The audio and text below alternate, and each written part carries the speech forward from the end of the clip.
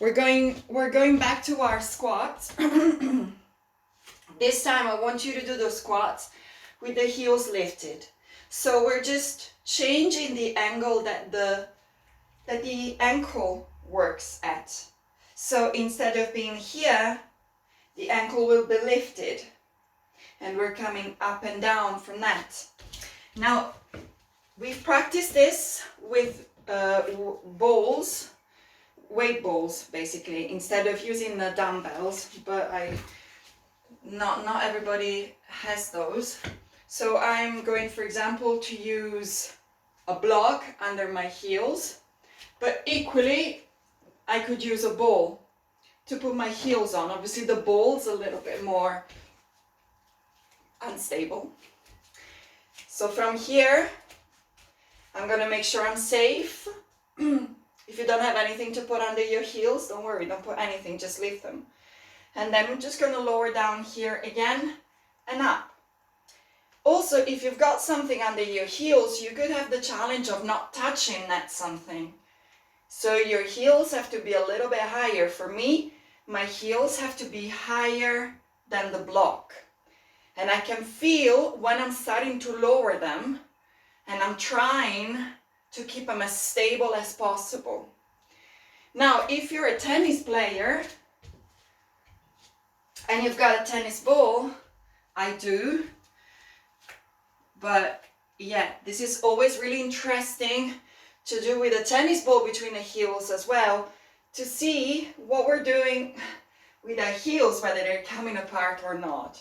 Okay, these are all little tools and bits and pieces that maybe you have around your house, and maybe next class, if you don't have them now, you can think about keeping them on the side.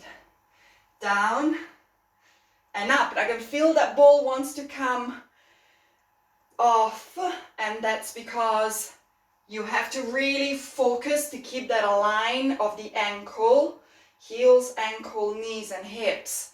It's hard work. Good, and also the heels raised all the time. So it's very precise movements. Woo.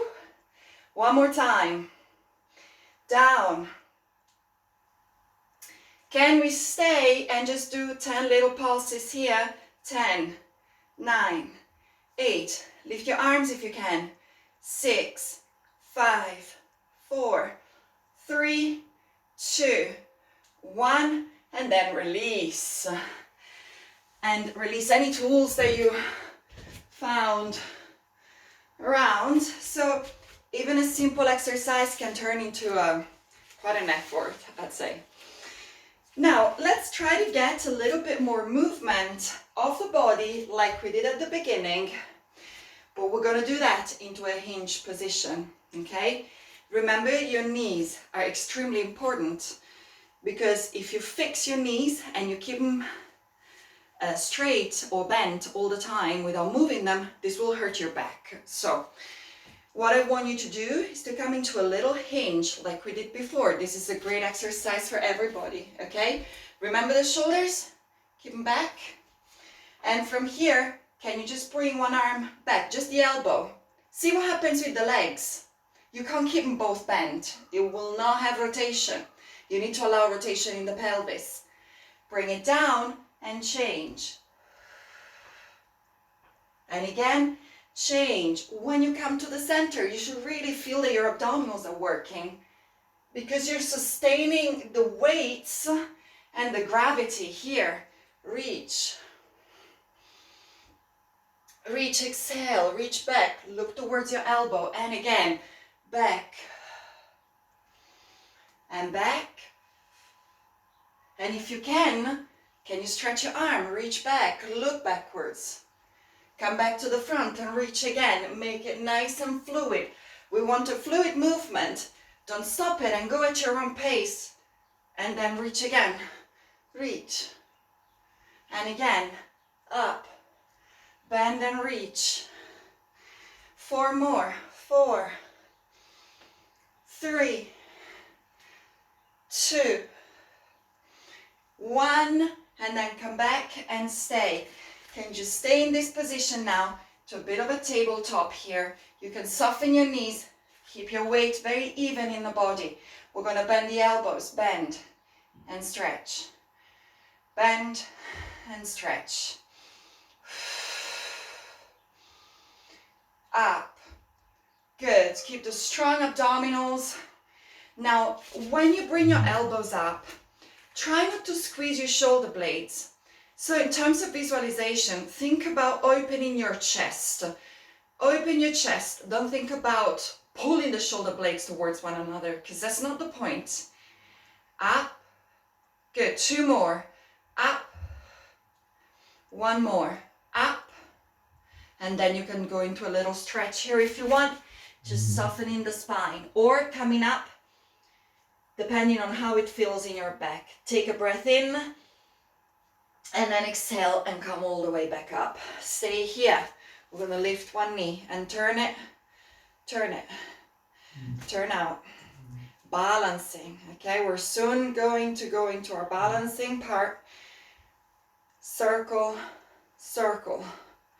Good. And then reverse into the other leg. Opposite leg. 2, 3, 4. Keep going. Hopefully that feels quite nice. Good. Okay. Now, all these exercises in which we are doing the squats, in which we're here, yes, we are then opening the hips, but primarily we are creating a lot of flexion in the hip. So I like to compensate that with lunges, which to start with, we're going to keep it into just a simple static lunge. We're going to come down. So say, have the right leg behind you, please. Right leg is back, okay? What do we do with the upper body? The torso stays still, so the shoulders are over the hips. Or you could be coming forward slightly, but you're not really going all the way forward, okay? Watch the angle of your knees. Make sure you're as 90 degrees as possible. And I just want you to bounce again like we did before. So going up and down, that really burns. But it's also creating opening in the hip of the leg at the back. Okay, so keep going. 1, 2, 3, 4, 5, 6, 7, 8, 9, and 10. And bring it back. Change side. The left leg goes back. We're looking at the position of the knees, making sure that the knees are in good alignment. 2, 3, 4, 5, 6, 7, 8, 9, and 10. And back. Okay, shake your legs. And then we're going to make it into a bit more balance and more hip extension. The right leg goes back again. We're still holding onto our weights. We're going down into a lunge. 1, you're shifting your weight into your forward leg and you squeeze the glute. We're going to dorsiflex again, come down. 2, lift your leg and lift. Okay, so how about the neck? Be careful, because if your neck starts to come up, it will cause potentially an extension of the whole body. And I don't want to see this. I want to see a long back and good work in the glute. Okay? At the arms, reach back with those arms. Bend your elbows as you come down and stretch into little tricep extensions. Down and lift. Down and lift. 2 more, please. Down, lift, down, and lift.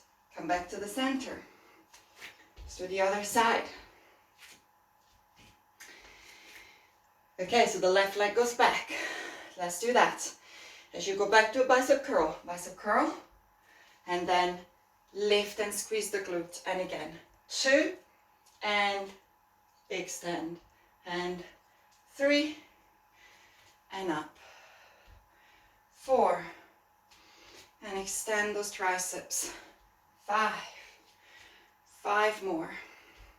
6, and up. 7, and up.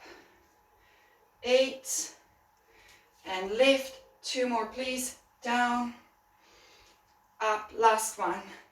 Down and up, and come back and stretch. Okay. So, let's do a little bit more, shall we? Right. What more can we do? We can go into a lunge. We can extend the leg, and then we can swing that leg forward as we turn the hands to almost touch the shoulders and extend it. Okay, so we're now going to go down into our lunge and bicep. Tricep extension.